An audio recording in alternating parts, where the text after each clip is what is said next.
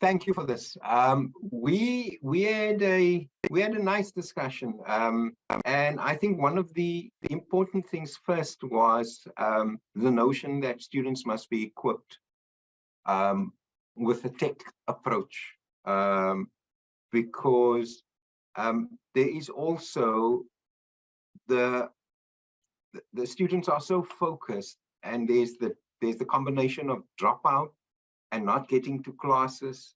So so the question then came about is that what environment are we creating for students to grow and have the necessary attributes, so that when they do go into broader society, they can to some extent impact on that society.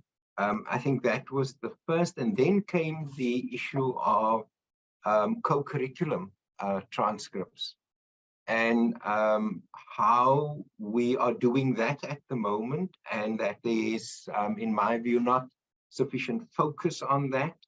So we then also use some examples of how CHS was doing some things, and the main focus in terms of co-curriculum, where there's a provision of skills. So how the question I think then came about is that how do we formalize this and develop a record into the students' curriculum? And so it is there, it exists, but how can we do this better? Because just to create an opportunity for students to grow and develop. And I then think, so is there a better way, to formalize it? So the other thing that also then came from that was the attributes as such. There is an emphasis largely on hard skills. Very little, if none, is on the soft skills. For example, the focus on empathy, on selflessness, which speaks to being a caring citizen. We need to create spaces for that.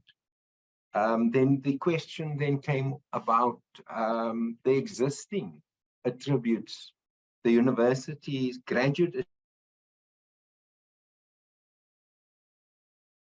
attributes. I think there was an overwhelming sentiment that this is outdated and it needs to be revisited, because it doesn't really speak to the issue of complexities and the challenges that we have around this ever-changing environment that we find ourselves. So how do we then relate those graduate attributes to the need of our society as such? Then the other issue that also came about was, apart from just listing these attributes as a checklist or a tick list, what are the, we seem to fail to look at the process as to how we produce these attributes. So maybe there should be a critical consciousness both ways, to look at what are the tools to become more compassionate, instead of just saying be compassionate. So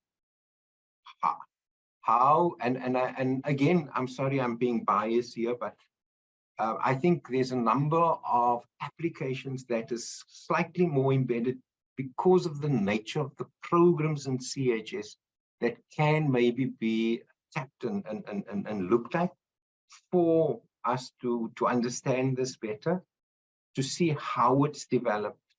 And then there was the one student, Sanako, sorry Sanako that I'm now using your name, But she raised a very, very important point.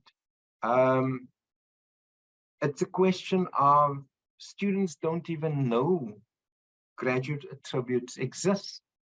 It was only later on in the student's development that the student became aware of such a concept of graduate attributes. So then this then begs the question, when should we be introducing this? Should it be during the early stages of orientation that this needs to be introduced for it to have a necessary impact? But then it was also said that we need not, it should be said that we need not, just to check, can everybody hear me? Yes, we can, sir. Sorry, we can. Sorry, I was just worried that Okay. because of the silence. So orientation should not only, it can be a start point, but then some of the other participants also then said, if we're going to look at the systems thinking model that we can apply, why can't we then embed this then also through as a process of a scaffolding approach for students to be introduced and developed into the whole notion of graduate attributes, rather than it being a list of concepts that needs to be ticked off at the end of the day. I hope that I did justice to that session.